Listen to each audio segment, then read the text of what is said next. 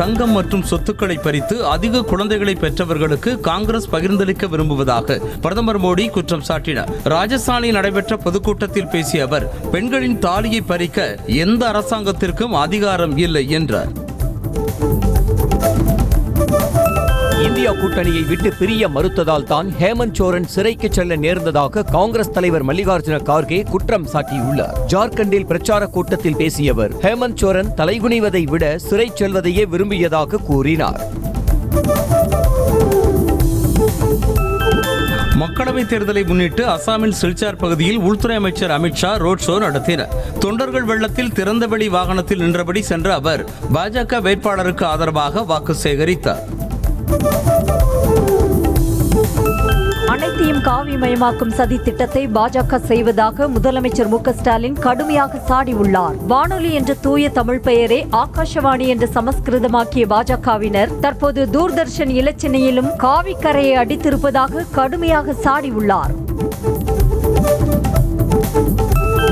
திமுக அரசு பொறுப்பேற்றதில் இருந்தே தமிழ்நாட்டில் காவல் மரணங்கள் அதிகரித்துக் கொண்டிருப்பதாக அதிமுக பொதுச் செயலாளர் EPS கண்டனம் தெரிவித்துள்ளார். அவர் வெளியிட்ட அறிக்கையில் திருவள்ளூர் மாவட்டம் செவ்வாய்ப்பேட்டையில் விசாரணை கைதி சாந்தகுமார் என்பவர் உயிரிழந்ததற்கு கண்டனம் தெரிவித்துள்ளார். கேரள மாநிலம் கொல்லத்தில் பாஜக வேட்பாளரை ஆதரித்து தமிழக பாஜக தலைவர் அண்ணாமலை வீதி வீதியாக சென்று தீவிர வாக்கு சேகரிப்பில் ஈடுபட்டார். அப்போது தமிழில் பேசி தாமரை சின்னத்திற்கு அண்ணாமலை வாக்கு சேகரித்தார். வரிப்பகிர்வில் கர்நாடகாவிற்கு மிகப்பெரிய அநீதி இழைக்கப்பட்டுள்ளதாக அம்மாநில முதலமைச்சர் சித்தராமையா குற்றம் சாட்டினார். மேலும் வரிப்பகிர்வு தொடர்பாக பொதுமக்கள் முன்னிலையில் மத்திய அரசுடன் நேரடி விவாதம் நடத்த தயாராக இருப்பதாகவும் தெரிவித்திருக்கிறார்.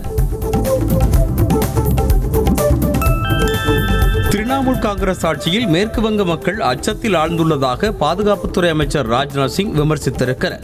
டார்ஜிலிங்கில் பொதுக்கூட்டத்தில் பேசிய அவர், ஆட்சி அதிகாரத்திற்காக மட்டுமல்ல, மக்களுக்கு சேவை செய்யவும் அரசியல் செய்ய வேண்டும் என்றார். பாஜக தனக்கு குறிவைப்பதாக மேற்கு வங்க முதலமைச்சர் மமதா பானர்ஜி குற்றம் சாட்டியிருக்கிறார். பலூர்கட் நாடாளுமன்ற தொகுதியில் நடைபெற்ற பிரச்சார பொதுக்கூட்டத்தில் பேசிய அவர், பாஜக மேற்கொள்ளும் சதியில் இருந்து மக்கள்தான் தங்களை காப்பாற்ற வேண்டும் என கேட்டுக்கொண்டார். ஊழலை பற்றி பாஜக பேசுவது பின் லேடன் அகிம்சையை போதிப்பது போல உள்ளதாக ஆம் ஆத்மி MP சஞ்சய் சிங் தெரிவித்திருக்கிறார். ஜார்க்கண்ட் கூட்டத்தில் பேசிய அவர், ஹேமந்த் சோரன் மற்றும் அரவிந்த் கெஜ்ரிவால் மீது பொய் குற்றச்சாட்டுகளை சுமத்தி மத்திய அரசு அவர்களை சிறையில் அடைத்து விட்டது என்றார். வாக்குப்பதிவு விவரங்களை செல்போன் மூலமாக வாக்காளர்கள் அறிந்து கொள்வதற்கு வசதியாக புதிய செயலியை இந்திய தேர்தல் ஆணையம் அறிமுகம் செய்துள்ளது. ஓட்டர் டர்ன் அவுட் என்ற செயலியில் நாடாளுமன்ற தொகுதிகள் வாரியாகவும் சட்டமன்ற தொகுதிகள் வாரியாகவும் வாக்கு சதவீதம் பட்டியலிடப்பட்டுள்ளது. தமிழகத்தில் சராசரியாக 69.72% வாக்குகள் பதிவானதாக இந்திய தேர்தல் ஆணையம் அதிகாரப்பூர்வமாக அறிவித்துள்ளது. அதிகபட்சமாக தருமபுரி மக்களவை தொகுதியில் 81.2% வாக்குகளும், குறைந்தபட்சமாக மத்திய சென்னை தொகுதியில் 53.96% வாக்குகளும் பதிவாகியுள்ளன. மத்திய பிரதேச மாநிலம் குனா பகுதியில் பாலியல் வன்கொடுமை புகாருக்கு ஆளான நபரின் வீடு மாவட்ட நிர்வாகத்தால் இடிக்கப்பட்டது. போலீஸ் பாதுகாப்புடன் அங்கு சென்ற அதிகாரிகள் JCB இயந்திரத்தின் மூலமாக வீட்டை இடித்து தரைமட்டமாக்கினர்.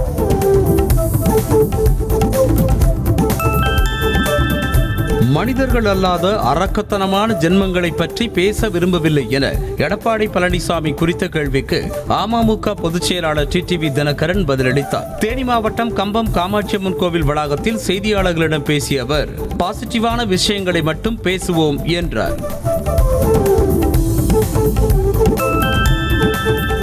தேர்தல் முடிந்த பிறகு 1 லட்சம் பாஜக ஆதரவு வாக்காளர் பெயர்கள் பட்டியலில் இல்லை என கூறுவது அண்ணாமலையின் தோல்வி பயத்தை காட்டுவதாக CPM மாநில செயலாளர் K பாலகிருஷ்ணன் விமர்சித்திருக்கிறார். தூர்தர்ஷன் லோகோ நிறத்தை மாற்றினால் ஆட்சியை தக்க வைத்துக் கொள்ளலாம் என பாஜக நினைப்பதாக அவர் குற்றம் சாட்டினார். அரசியல் கட்சியாக இல்லாமல் மோடியை வணங்கும் வழிபாட்டு முறையாக பாரதிய ஜனதா மாறிவிட்டதாக காங்கிரஸ் மூத்த தலைவர் ப. சிதம்பரம் குற்றம் சாட்டினார். கேரள மாநிலம் திருவனந்தபுரத்தில் பிரச்சாரத்தில் ஈடுபட்ட அவர் 10 ஆண்டு கால மோடி ஆட்சியில் கருத்து சுதந்திரத்திற்கு ஆபத்து ஏற்பட்டுள்ளதாக கூறினார். பிரதமர் மோடியின் கேரண்டிக்கு எந்தவித வாரண்டியும் கிடையாது என தெலங்கானா முதலமைச்சர் ரேவந்த் ரெட்டி விமர்சித்திருக்கிறார். பெங்களூருவில் செய்தியாளர்களிடம் பேசிய அவர், எல்லாவற்றிற்கும் காலாவதி தேதி என்பது உண்டு. அதேபோல 2024 தேர்தலோடு பிரதமர் மோடி காலாவதி ஆகிவிடுவார் என்றார். தேர்தல் விடுமுறை மற்றும் சனி ஞாயிறு விடுமுறை முடிந்து சொந்த ஊர்களில் இருந்து ஏராளமான மக்கள் சென்னைக்கு திரும்பியதால் தாம்பரம், பெருங்களத்தூர் ஆகிய பகுதிகளில் கடும் போக்குவரத்து நெரிசல் ஏற்பட்டது. பல கிலோமீட்டர் தூரத்திற்கு அணிவகுத்த வாகனங்கள் ஊர்ந்து சென்றன. தமிழகத்தில் 14 இடங்களில் வெயில் சதமடித்துள்ளது. அதிகபட்சமாக ஈரோட்டில் 108 டிகிரி ஃபாரன்ஹீட் வெப்பமும், கரூர் பரமத்தியில் 107 டிகிரி ஃபாரன்ஹீட் வெப்பமும், சேலத்தில் 106 டிகிரி ஃபாரன்ஹீட் வெப்பமும், வேலூர் மற்றும் திருச்சியில் தலா 105 டிகிரி ஃபாரன்ஹீட் வெப்பமும் பதிவானதாக வானிலை ஆய்வு மையம் தெரிவித்துள்ளது. தமிழ்நாட்டின் வட உள் மாவட்டங்களின் வெப்பநிலை அதிகரிக்கக்கூடும் என சென்னை வானிலை ஆய்வு மையம் எச்சரிக்கை விடுத்துள்ளது. குறிப்பாக வெப்பநிலையானது இயல்பை விட 2 முதல் 3 டிகிரி செல்சியஸ் வரை சுட்டரிக்கலாம் என கணிக்கப்பட்டுள்ளது. மதுரை சித்திரை திருவிழாவை காண வந்த வெளிநாட்டு சுற்றுலா பயணிகள் சித்திரை சுற்றுலா கலை விழாவில் பங்கேற்று நாட்டுப்புற கலைஞர்களுடன் கும்மி அடித்து கொண்டாடி மகிழ்ந்தனர். மன்னர் திருமலை நாயக்கர் அரண்மனையில் நடந்த கலை விழாவில் பல்வேறு கிராமிய கலை நிகழ்ச்சிகள் நடைபெற்றன. கடந்த 2023-2024 நிதியாண்டில் நேரடி வரி வசூல் 19,58,000 கோடி ரூபாயாக உயர்ந்துள்ளது. அதற்கு முந்தைய நிதியாண்டுடன் ஒப்பிடுகையில் இது 18% அதிகமாகும். தனிநபர் வருமானமும் கார்ப்பரேட் வருமானமும் அதிகரித்ததே வரி வசூல் அதிகரிப்பிற்கு காரணம் என தெரிவிக்கப்பட்டுள்ளது. மருத்துவ காப்பீடு எடுப்பதற்கான வயது வரம்பினை நீக்கம் செய்து காப்பீட்டு ஒழுங்குமுறை ஆணையம் உத்தரவிட்டுள்ளது. நாட்டில் மருத்துவ காப்பீடுகளை எடுப்பதற்கான வயது வரம்பு 65 இருந்ததை நீக்கி அனைத்து வயதினரும் காப்பீடு வசதி பெறுவதற்கு வழிவகை செய்யப்பட்டுள்ளது. டெல்லி சாந்தினி சவுக்கில் உள்ள பறவைகள் மருத்துவமனை வெப்பத்தால் பாதிக்கப்பட்ட பறவைகளை பராமரிக்கும் முயற்சிகளில் ஈடுபட்டுள்ளது.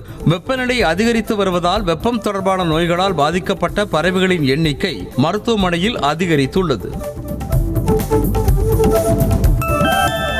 இந்தியா கூட்டணியினர் பிரதமர் வேட்பாளரை அறிவிக்க தயங்குவதாக முன்னாள் மல்யுத்த வீரர் கிரேட் காலி விமர்சித்திருக்கிறார். ராஜஸ்தானில் பாஜக வேட்பாளர் கைலாஷ் சௌத்ரியை ஆதரித்து பேசிய அவர், பிரதமர் நரேந்திர மோடியை எதிர்க்கும் தலைவரை அவர்களால் தேர்வு செய்ய முடியவில்லை என்றார். சித்ரா பௌர்ணமியை முன்னிட்டு திருவண்ணாமலைக்கு 2500 சிறப்பு பேருந்துகள் மற்றும் 6 சிறப்பு ரயில்கள் இயக்கப்படுவதாக மாவட்ட ஆட்சியர் தெரிவித்திருக்கிறார். தற்காலிக பேருந்து நிலையங்களில் இருந்து கிரிவலப்பாதைக்கு சிறப்பு மினி பேருந்துகளும் இயக்கப்படுவதாகவும் அவர் கூறியுள்ளார். நடிகர் சூரியின் பெயர் வாக்காளர் பட்டியலில் இருந்து நீக்கப்பட்டது குறித்து விசாரணை நடத்தப்படும் என சென்னை மாநகராட்சி ஆணையர் ராதாகிருஷ்ணன் தெரிவித்திருக்கிறார். சென்னையில் உள்ள 48.69 லட்சம் வாக்காளர்களில் 27.24 லட்சம் பேர் வாக்களித்ததாக அவர் கூறினார். ராமநாதபுரம் தொகுதியில் தமக்கு வெற்றி வாய்ப்பு நன்றாக இருப்பதாக முன்னாள் முதலமைச்சர் ஓ பன்னீர்செல்வம் தெரிவித்திருக்கிறார். சென்னை விமான நிலையத்தில் தேர்தல் பணிகள் எப்படி இருந்தது என செய்தியாளர்கள் கேள்வி கேட்டதற்கு உங்களுக்கு தெரியாதா என்று எதிர்கேள்வி எழுப்பினர். சேலம் மாவட்டம் கொளத்தூர் அருகே ஐயம்புதூரில் மரணமடைந்த பெரியாரியவாதி சுப்பிரமணியனின் உடலை பெண்கள் சுமந்து சென்றனர். இறந்தவரின் உடலை சுமந்து சென்ற வாகனத்தில் பயணித்த பெண்கள் மயானம் வரை சென்றனர். இதில் திராவிடர் விடுதலைக் கழக நிர்வாகிகள், பெரியாரின் தொண்டர்கள் கலந்து கொண்டனர். கேரளாவில் பறவை காய்ச்சல் பரவல் காரணமாக எல்லைப் பகுதிகளில் சோதனை நடைபெறும் நிலையில் தேனி மாவட்டம் முந்தல் சோதனை சாவடியில் கிருமி நாசினி தெளிக்காமல் பெயரளவில் மட்டும் அதிகாரிகள் சோதனை செய்தனர். வாகனங்களின் எண்களை மட்டும் குறித்து வைத்து அனுமதிப்பதால் மக்கள் அச்சமடைந்துள்ளனர். வார விடுமுறை முன்னிட்டு திண்டுக்கல் மாவட்டம் கொடைக்கானலில் ஏராளமான சுற்றுலா பயணிகள் குவிந்தனர். மோயர் சதுக்கம், பைன் மரக்காடுகள், குணா குகை, தூண்பாறை ஆகியவற்றை ரசித்த மக்கள் குடும்பத்தினர் மற்றும் நண்பர்களோடு நட்சத்திர ஏரியில் படகு சவாரி செய்து மகிழ்ந்தனர். விடுமுறையை ஒட்டி சேலம் மாவட்டம் ஏற்காட்டில் குவிந்த சுற்றுலா பயணிகள் படகு சவாரி செய்து மகிழ்ந்தனர். சுற்றுலா பயணிகளின் வருகை அதிகரித்துள்ளதால் வியாபாரிகள் மகிழ்ச்சி அடைந்துள்ளனர். புதுக்கோட்டை மாவட்டம் கரம்பக்குடி அருகே காதலிக்க மறுத்த பெண் மீது இளைஞர் கொலைவெறி தாக்குதல் நடத்தியதாக புகார் எழுந்துள்ளது. இதுகுறித்து காவல் நிலையத்தில் புகார் அளித்தும் போலீசார் உரிய நடவடிக்கை எடுக்கவில்லை என பெண்ணின் குடும்பத்தினர் குற்றம் சாட்டுகின்றனர். ராமநாதபுரம் மாவட்டம் கீழக்கரையில் 50 லட்சம் ரூபாய் மதிப்புடைய கடல் அட்டையை வனத்துறையினர் பறிமுதல் செய்தனர். இது தொடர்பாக முகமது அசாருதீன், முகமது நசருதீன் என்ற இரட்டையரை கைது செய்த வனத்துறையினர் அவர்கள் பதுக்கி வைத்திருந்த 700 கிலோ கடல் அட்டைகளை கைப்பற்றினர். அரக்கோணம் அரசு மருத்துவமனைக்கு எலும்பு முறிவு சிகிச்சை பெற வந்த பெண்ணை தனியார் ஸ்கேன் சென்டரில் எக்ஸ்ரே எடுக்க வேகாத வெயிலில் ஸ்ட்ரெச்சரில் அனுப்பி வைத்ததாக புகார் எழுந்துள்ளது. அமுதா என்ற அந்த பெண்ணுக்கு சாலை விபத்தில் ஏற்பட்ட எலும்பு முறிவுக்கு சிகிச்சை பெற வந்திருந்தார். தேனி மாவட்டம் உத்தமபாளையம் அருகே இனோவா காருடன் மோதிய விபத்தில் சுற்றுலா வேன் சாலையில் கவிழ்ந்தது. இதில் வேனில் இருந்த 10க்கும் மேற்பட்டோர் காயமடைந்த நிலையில் இந்த விபத்து காரணமாக குமுளி திண்டுக்கல் தேசிய நெடுஞ்சாலையில் 1 மணி நேரம் போக்குவரத்து பாதிக்கப்பட்டது. திருப்பத்தூர் மாவட்டம் பொம்மிக்குப்பம் ஊராட்சியில் கடந்த 10 நாட்களுக்கு முன்பாக புதிதாக அமைக்கப்பட்ட தார் சாலையை இளைஞர் ஒருவர் வெறும் கைகளால் பெயர்த்தெடுக்கும் வீடியோ வெளியாகியுள்ளது. 2 கிலோமீட்டர் தூரத்திற்கு தரமற்ற முறையில் சாலை அமைக்கப்பட்டிருப்பதாக புகார் எழுந்துள்ளது. கரூர் கல்யாண பசுபதீஸ்வரர் கோவிலில் 15ஆம் ஆண்டு சித்தர் கருவூரார் தேர்பவனி விழா வெகு விமர்சையாக நடைபெற்றது. சித்தர் கருவூராருக்கு சிறப்பு அபிஷேகம் செய்யப்பட்டு சிறப்பு அலங்காரத்தில் காட்சியளித்தார். பின்னர் சிவ வாக்கியங்கள் மேளதாளம் முழங்கிட தேரில் எழுந்தருளிய கருவூரார் வீதி உலா சென்றார். கோடை விடுமுறை மற்றும் வார விடுமுறையொட்டி உதகை மலை ரயிலில் சுற்றுலா பயணிகள் அதிக அளவில் பயணம் மேற்கொண்டனர். சுற்றுலா பயணிகளை கவர ஜூன் 1ஆம் தேதி வரை சிறப்பு ரயில் இயக்கப்படும் நிலையில் இயற்கை அழகை ரசித்தபடி சுற்றுலா பயணிகள் மலை ரயிலில் உற்சாகத்துடன் பயணித்தனர். சேலம் மாவட்டம் ஏற்காடு மலைப்பாதையில் பூத்து குலுங்கும் மஞ்சள் நிற கனிக்குன்றை மலர்கள் மற்றும் மேய்ப்பூக்கள் சுற்றுலா பயணிகளை வெகுவாக கவர்ந்துள்ளன. இதனை அந்த வழியாக சென்ற சுற்றுலா பயணிகள் செல்போன்களில் படம் பிடித்து மகிழ்ந்தனர்.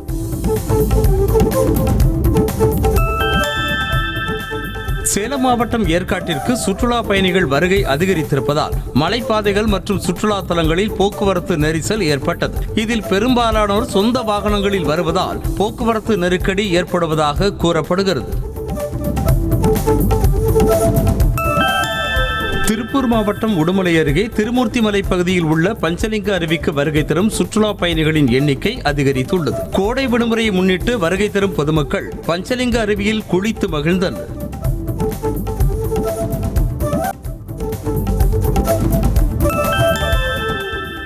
அந்தியூரை அடுத்துள்ள தாமரைக்கரை கிராமத்திற்கு குடிநீர் கிடைக்க அரசு தேவையான நடவடிக்கை எடுக்க வேண்டும் என அப்பகுதி மக்கள் கோரிக்கை விடுத்துள்ளனர். வனப்பகுதிக்குள் சென்று தண்ணீர் எடுத்து வருவதால் பெண்கள் வேலைக்கு செல்ல முடியாமல் தவிப்பதாக தெரிவித்தனர். தேனியில் கஞ்சா போதையில் நண்பனோடு சேர்ந்து மனைவி மற்றும் மாமனாரை கொலை செய்த நபரை போலீசார் தேடி வருகின்றனர். காதல் திருமணம் செய்து கொண்ட பவித்ரா பூவேந்தன் தம்பதி அடிக்கடி சண்டையிட்டு வந்த நிலையில் போதையில் இருவரையும் கொலை செய்ததாக கூறப்படுகிறது. திருச்சி மணப்பாறையில் வேப்பிலை மாரியம்மன் ஆலய பூச்சொரிதல் விழாவில் திரளான பெண்கள் பூந்தட்டுகளை ஏந்தி சென்று அம்மனை வழிபட்டனர். இதில் திருநங்கைகள் நடனமாடி அம்மனுக்கு பூந்தட்டுகளை ஏந்தி ஊர்வலம் சென்றனர். சொந்த ஊர்களுக்கு சென்றவர்கள் சென்னை திரும்பியதால் கள்ளக்குறிச்சி மாவட்டம் செங்குறிச்சி சுங்கச்சாவடியில் சுமார் 2 கிலோமீட்டர் தூரத்திற்கு வாகனங்கள் அணிவகுத்து நின்றன. மக்களவை தேர்தல் மற்றும் சனி ஞாயிறு தொடர் விடுமுறை காரணமாக ஏராளமானோர் ஊர்களுக்கு சென்றிருந்தனர். தஞ்சாவூர் மாவட்டம் அதிராம்பட்டினம் மீன் மார்க்கெட்டில் 25 கிலோ எடை கொண்ட அரிய வகை மீன் 1,87,700 ரூபாய்க்கு ஏலம் போனது. நாட்டுப்படகில் மீன்பிடிக்க சென்ற கரையூர் தெருவைச் சேர்ந்த மீனவர் ரவியின் வலையில் மருத்துவ குணம் வாய்ந்த கூரை கத்தாழை மீன் சிக்கியது. புதுச்சேரியில் மகாவீர் ஜெயந்தியை முன்னிட்டு மதுக்கடைகளுக்கு விடுமுறை அறிவிக்கப்பட்டிருந்த நிலையில் கள்ளச்சந்தையில் மது விற்பனையில் ஈடுபட்ட 2வரை போலீசார் கைது செய்தனர். மேலும் 55 லிட்டர் சாராயம் மற்றும் 414 லிட்டர் மதுபானங்களையும் போலீசார் பறிமுதல் செய்தனர். சிவகங்கை மாவட்டம் திருப்புவனம் அருகே உள்ள மடப்புரம் பத்ரகாளியம்மன் கோவிலில் அமைச்சர் சேகர் பாபு குடும்பத்தாரோடு தரிசனம் செய்தார். அப்போது கோவிலுக்கு அறங்காவலர் குழு நியமிக்க வேண்டும் என்கிற கோரிக்கையை ஏற்றுக்கொண்ட அமைச்சர் பக்தர்களோடு செல்ஃபியும் எடுத்துக் கொண்டார். தென்காசி மாவட்டம் அரியநாயகிபுரத்தில் கட்டப்பட்ட பொது கழிப்பறையை விரைவில் திறக்க வேண்டும் என பொதுமக்கள் கோரிக்கை விடுத்துள்ளனர். இங்கு பொதுமக்கள் பயன்பாட்டிற்காக பொது கழிப்பிடம் கட்டப்பட்டு நீண்ட நாட்களாகியும் திறக்கப்படவில்லை என குற்றம் சாட்டுகின்றனர். ஐபிஎல் தொடரில் பெங்களூரு அணிக்கு எதிரான பரபரப்பான ஆட்டத்தில் 1 ரன் வித்தியாசத்தில் கொல்கத்தா அணி த்ரில் வெற்றி பெற்றது. முதலில் விளையாடிய கொல்கத்தா நைட் ரைடர்ஸ் அணி 222 ரன்கள் குவித்த நிலையில் பின்னர் விளையாடிய ராயல் சேலஞ்சர்ஸ் பெங்களூரு அணி 221 ரன்கள் மட்டுமே எடுத்தது. ஐபிஎல் தொடரில் கொல்கத்தா அணிக்கு எதிரான ஆட்டத்தில் முதல் ஓவரை வீச தயாராவது போன்று விராட் கோலி தொப்பியை கழற்றி அம்பையரிடம் கொடுத்து ரசிகர்களை ஏமாற்றினார். இதனால் மைதானத்தில் சிரிப்பலை எழுந்தது. ஐபிஎல் தொடரில் கொல்கத்தாவிற்கு எதிரான போட்டியின் போது பெங்களூரு அணி வீரர் விராட் கோலி நடுவரிடம் கோபமடைந்து வாக்குவாதத்தில் ஈடுபட்டார். ஆட்டமிழந்த பந்து நோபால் என கூறி நடுவரிடம் கடும் வாக்குவாதத்தில் ஈடுபட்ட கோலி கோபத்துடன் வெளியேறினார். ஐபிஎல் வரலாற்றில் ஒரே அணிக்காக அதிக விக்கெட்டுகளை வீழ்த்திய வீரர் என்ற பெருமையை கொல்கத்தா அணி வீரர் சுனில் நரேன் பெற்றார். கொல்கத்தா அணிக்காக 169 போட்டிகளில் விளையாடிய நரேன் 172 விக்கெட்டுகளை எடுத்துள்ளார். கொல்கத்தாவிற்கு எதிரான போட்டியில் பெங்களூரு வீரர் கேமரூன் கிரீன் பிடித்த கேட்ச் ஒன்று ஒட்டுமொத்த கிரிக்கெட் ரசிகர்களின் கவனத்தையும் ஈர்த்துள்ளது. 8.1 அடி உயரத்தில் சென்ற பந்தை கேமரூன் கிரீன் எகிரி பிடித்து அசத்திய காட்சி இணையத்தில் வைரலாகி உள்ளது.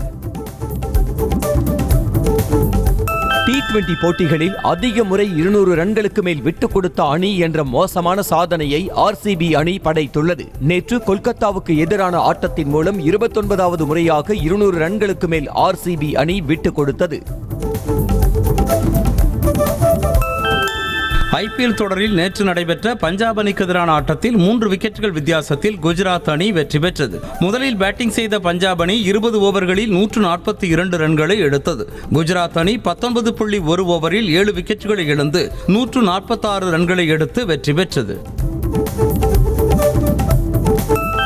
ஐபிஎல் தொடரின் இன்றைய போட்டியில் ராஜஸ்தான் மும்பை அணிகள் மோதுகின்றன. ராஜஸ்தானில் இரவு 7:30 மணிக்கு போட்டி நடைபெறவுள்ளது. புள்ளிப்பட்டியலில் முதலிடத்தில் இருக்கும் ராஜஸ்தான் இன்று மும்பைக்கு எதிரான போட்டியிலும் வெற்றி பெறுமா என எதிர்பார்ப்பு அதிகரித்துள்ளது. செவ்வாயன்று நடைபெறவுள்ள ஐபிஎல் போட்டிக்காக சென்னை சூப்பர் கிங்ஸ் அணி வீரர்கள் சென்னை வந்தடைந்தனர். விமான நிலையத்தில் இருந்து வெளியே வந்த முன்னாள் கேப்டன் தோனியை கண்டு ஆரவாரம் செய்த ரசிகர்கள் தூரத்தில் இருந்தவாறு செல்ஃபி எடுத்துக்கொண்டு மகிழ்ந்தனர்.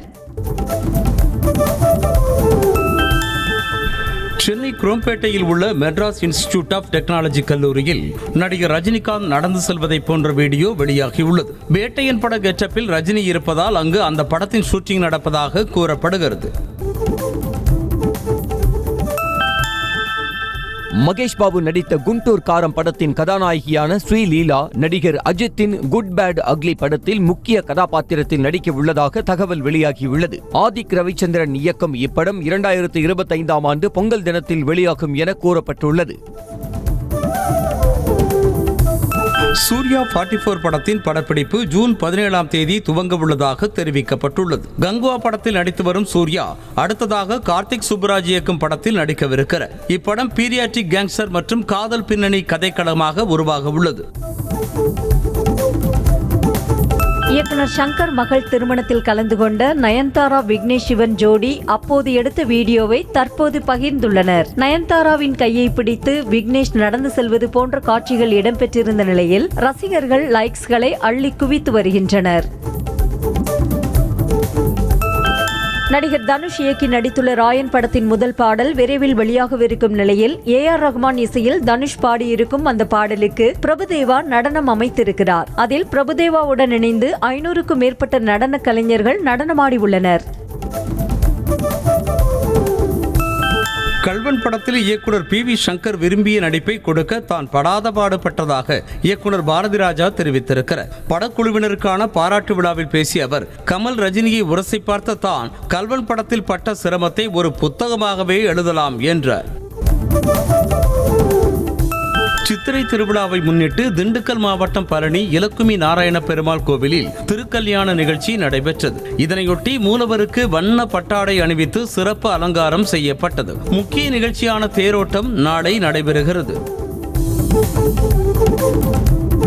புதுக்கோட்டையில் உள்ள ஆஞ்சநேயர் ஆலயத்தில் நடைபெற்ற சீதாராமர் திருக்கல்யாணத்தில் ஏராளமான பக்தர்கள் கலந்து கொண்டு சாமி தரிசனம் செய்தனர். ராமநவமியை முன்னிட்டு நடைபெற்ற திருக்கல்யாணத்தில் பக்தர்கள் சீர்வரிசை சுமந்து வந்து சீதாராமர் கல்யாண வைபவத்தில் கலந்து கொண்டனர். காரைக்காலை அடுத்த திருநள்ளாறு சனீஸ்வரன் கோவிலில் சித்திரை மாத பிரதோஷ விழா விமர்சையாக நடைபெற்றது. இதனை முன்னிட்டு நந்தியம்பெருமானுக்கு சிறப்பு அபிஷேகம் செய்யப்பட்டு மகா தீபாராதனை காண்பிக்கப்பட்டது. நிகழ்ச்சியில் திரளான பக்தர்கள் பங்கேற்று சாமி தரிசனம் செய்தனர். சித்திரை திருவிழாவை முன்னிட்டு ராமநாதபுரம் மாவட்டம் அஞ்சுக்கோட்டை கிராமத்தில் உள்ள ஸ்ரீ ஆணிமுத்து கருப்பர் மற்றும் ஸ்ரீ அழகிய நாயகி அம்மன் கோவிலில் 1008 திருவிளக்கு பூஜை நடைபெற்றது. இதில் சுற்றுவட்டார பகுதிகளைச் சேர்ந்த திரளான பெண்கள் கலந்து கொண்டனர். தஞ்சை பெரிய கோவிலில் சித்திரை மாத பிரதோஷத்தை முன்னிட்டு நந்தியம்பெருமானுக்கு பால், சந்தனம், திரவிய பொடி உள்ளிட்ட பொருட்களை கொண்டு சிறப்பு அபிஷேகம் செய்யப்பட்டது. பின்னர் அருகம்புல், வில்வ இலை, பூக்களால் அலங்காரம் செய்யப்பட்டு மகா தீபாராதனை காட்டப்பட்டது. திருவள்ளூர் மாவட்டம் திருத்தணி முருகன் கோவிலில் சித்திரை பிரம்மோற்சவ விழாவை முன்னிட்டு முருகப்பெருமான் தெய்வானை திருக்கல்யாண வைபவம் வெகு விமர்சையாக நடைபெற்றது. நிகழ்ச்சியில் திரளான பக்தர்கள் கலந்து கொண்டு வழிபாடு செய்தனர். மதுரை அழகர் கோவிலில் சுந்தரராஜ பெருமாள் கள்ளழகர் வேடம் தரித்து தங்க பல்லக்கில் மதுரை நோக்கி புறப்பட்டு சென்றார். இதில் ஆயிரக்கணக்கான பக்தர்கள் கலந்து கொண்டு கோவிந்தா கோவிந்தா என முழக்கமிட்டு கள்ளழகரை வழிபட்டு மதுரைக்கு அனுப்பி வைத்தனர். தூத்துக்குடி மாவட்டம் விளாத்திக்குளத்தில் ஸ்ரீ மீனாட்சி சுந்தரேஸ்வரர் ஆலயத்தில் சித்திரை திருவிழாவின் முக்கிய நிகழ்வான தேரோட்டம் விமர்சையாக நடைபெற்றது. மதுரை ரோடு வழியாக உலா வந்த தேரினை ஆயிரக்கணக்கான பக்தர்கள் வடம் பிடித்து இழுத்தனர். ராணிப்பேட்டை மாவட்டம் வாலாஜாப்பேட்டை ஸ்ரீ காசி விசாலாட்சி சமேத காசி விஸ்வநாதர் கோவிலில் சித்திரை மாத வளர்ப்பிறை பிரதோஷ நாளையொட்டி பக்தர்கள் தாலாட்டு பாடி வழிபட்டனர். முன்னதாக நந்திகேஸ்வரருக்கு வாசனை திரவியங்களால் அபிஷேகம் செய்யப்பட்டு சிறப்பு தீபாராதனை காட்டப்பட்டது.